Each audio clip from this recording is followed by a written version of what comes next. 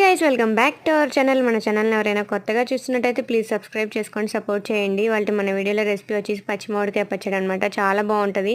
Ingredients కూడా ఏమి ఎక్కువ అవసరం లేదు, చాలా సింపుల్గా అయిపోతుంది అనమాట. చాలా ఫాస్ట్గా అయిపోతుంది. ఒకసారి ఇట్లా ట్రై చేసి చూడండి.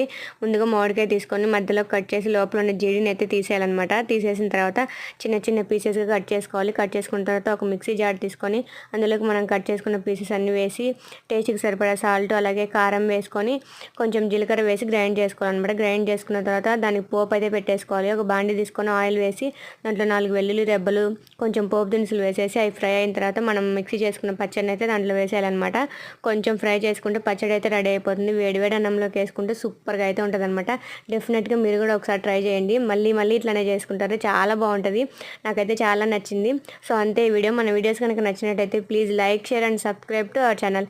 Bye guys, thank you for watching.